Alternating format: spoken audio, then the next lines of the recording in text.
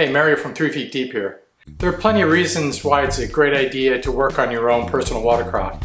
First, you gain confidence in being able to repair your machine in tricky situations. That could be when you're out in the ocean miles away from land or on a 3-week vacation at the lake with the kids. Second, it saves you money. A lot of money.